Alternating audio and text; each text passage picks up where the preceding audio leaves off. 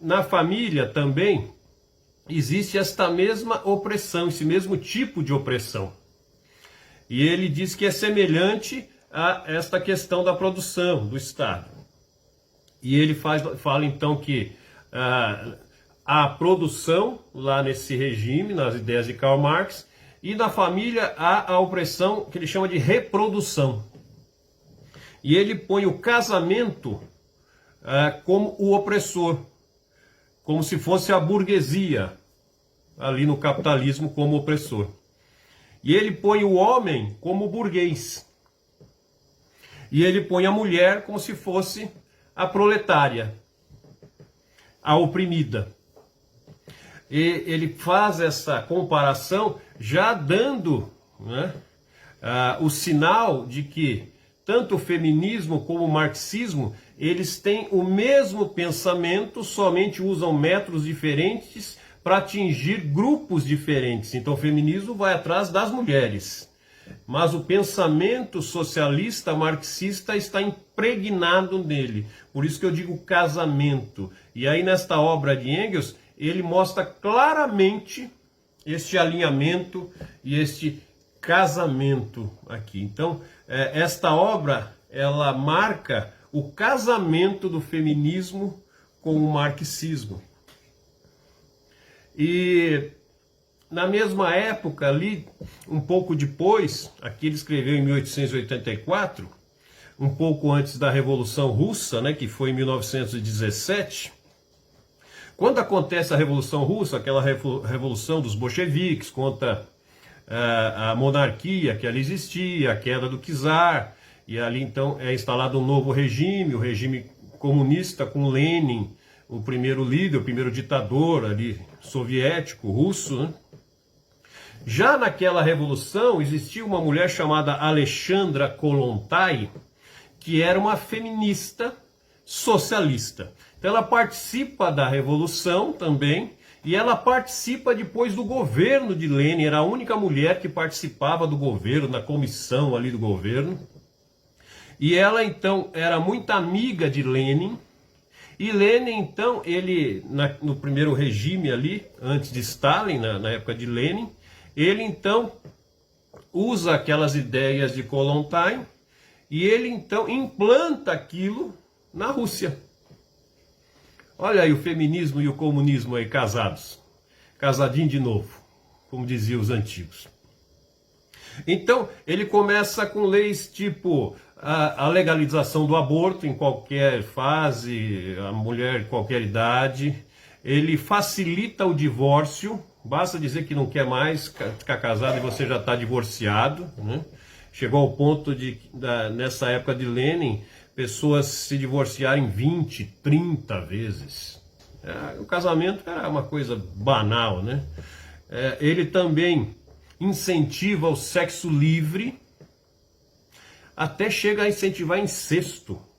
A Kollontai, ela tem estas ideias. Ela escreveu um livro em 1920, já durante ali o período de Lenin, que é uma obra chamada O Comunismo e a Família.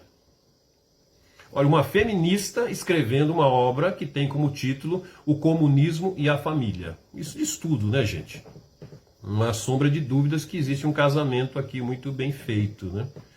Então Lenin, inspirado ali por Kollontai, começa então a implantar essas ideias. Ele cria também o casamento civil e o fim do casamento religioso. Então não tem mais aquele casamento na igreja, basta um casamento civil, né? Então todas essas ideias de Kollontai são implantadas ali na Rússia comunista, mostrando, né, que o feminismo e o marxismo estão intimamente ligados, né? E eu fiz questão de trazer para vocês isso, né? E ele implanta ali na Rússia, lembra daquelas ideias da Mary Wollstonecraft lá atrás, no proto-feminismo, que ela dizia que a mulher só estava em nível de inferioridade porque ela não tinha a mesma educação que os homens, ela defendia uma educação pública, laica, amoral, sem religião, sem valores, lembra? Então a Kollontai também. E o Lenin, então, ele começa a implantar, então, creches, restaurantes, tudo público, lavanderias, escolas públicas, nesse modelo da Kollontai e da Mary, e porque ele entendia que, então, já que as mulheres vão para o mercado de trabalho, o Estado vai cuidar dos filhos. Então, para crianças pequenas, creches, né, restaurantes públicos para os filhos irem comer, a mãe não ia precisar fazer comida, lavanderia, a mãe não precisava lavar roupa, né, as escolas nesse modelo aqui, né, e isso aconteceu lá. Estudando essa parte aqui, há uma obra, gente, que é uma obra nova, um livro novo de uma escritora também jovem, tá? Não sei se vocês conhecem, a Ana Caroline Campaiolo, é uma deputada também, lá do Sul, né? Ela escreveu este livro aqui, que eu acho muito interessante esse livro aqui, olha. Feminismo, Perversão e Subversão. E eu comprei há algum tempo esse livro e eu andei dando uma pesquisada nele, né? Para preparar essas aulas para vocês. E na página 106 desse livro, ela mostra aqui, falando sobre Kollontai, o que ela pensava e o que estava acontecendo. Então, ela coloca aqui, olha, abre aspas. Segundo Kollontai, as escolas, as creches, as colônias de férias, jardins de infância, enfermarias, hospedagens infantis e todo tipo de abrigo para recolhimento de crianças são válidos. Já não existirá a mãe oprimida com um bebê nos braços. Olha que coisa linda, né, gente? Que coisa meiga, né? O Estado dos Trabalhadores, não é o Partido dos Trabalhadores, tá? Que é o Estado dos Trabalhadores, tá bom? Se encarregará da obrigação de assegurar a subsistência a todas as mães, estejam ou não legitimamente casadas. Porque como estava liberado ali, tinha muita mãe solteira, né? Instalará por toda parte casas de maternidade, organizará em todas as cidades e em todos os povoados creches e instituições semelhantes. Agora vem aqui o final que preste atenção. Para que isso tudo aqui? Porque Lenin, Kollontai estavam preocupados com as mulheres, com as crianças. Isso aqui era tudo regado a essa preocupação, a esse cuidado. Olha o final. Então, organizará em todas as cidades, em todos os povoados, creches e instituições semelhantes, para que a mulher possa ser útil trabalhando para o Estado. Não sei se vocês conseguiram pegar aqui o pulo aqui do gato aqui, mas eles trabalham da seguinte forma, gente. A mulher não pode ser dependente do marido. A mulher tem que ser independente. A mulher tem que trabalhar fora. A mulher não é preferível que não tenha filhos, mas se tiver filhos, o Estado que vai cuidar dos filhos para que ela possa ter essa liberdade de trabalhar. E ela também não precisa casar. O sexo pode ser de qualquer jeito. Se casar, pode se separar a qualquer momento. E ela tem que ser independente do homem, né? Mas aqui, na própria obra dela, que esta escritora, a Campaiolo, menciona, essa parte que eu li aqui, já não existirá a mãe oprimida, é uma citação da obra da Kollontai. Então, ela troca a dependência do marido, a mulher, né, troca a dependência do marido pela dependência pelo Estado, do Estado.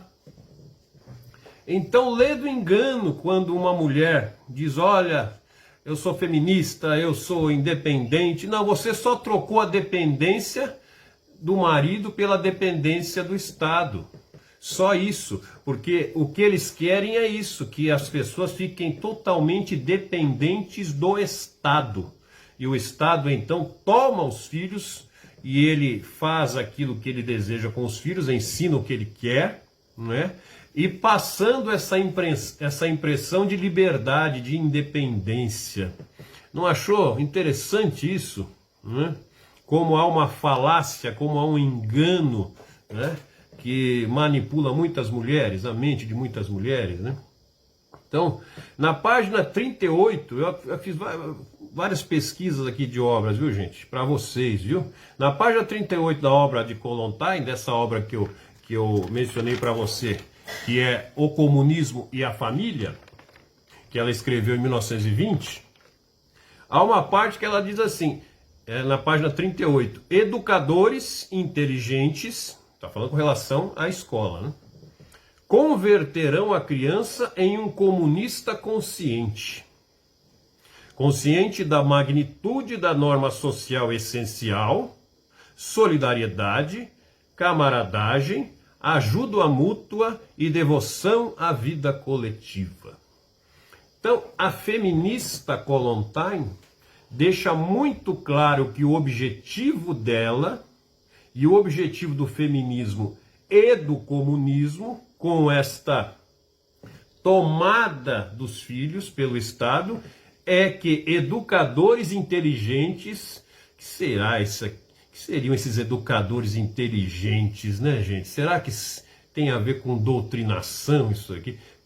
Converterão a criança em um comunista consciente.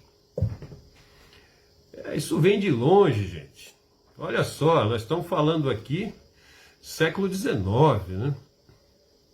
Aí na página 34 e 35 desta mesma obra de Kollontai, desta feminista comunista, ela diz assim, olha que coisa, com relação aos filhos, porque os filhos para eles, para as feministas e para os comunistas são um problema, né? A família é um problema, né? Ela diz assim com relação aos filhos, ainda temos que lidar com os problemas dos filhos, falando para as mulheres. No que se refere a essa questão, o Estado dos Trabalhadores se lançará em auxílio à família. A sociedade tomará conta de todas as obrigações que antes recaíam sobre os pais. Olha que coisa linda, né? Nossa, que gente boa, né?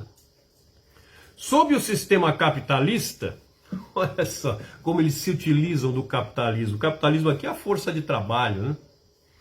A instrução dos filhos deixou de ser a obrigação dos pais. O filho aprende na escola e quando o filho entra na idade escolar, os pais respiram aliviados. Quando chega esse momento, o desenvolvimento intelectual deixa de ser um assunto de incumbência dos pais. Ou seja, tira toda a autoridade paterna, materna e coloca o Estado para fazer a mente daquela criança, daquele adolescente, daquele jovem em idade escolar, né?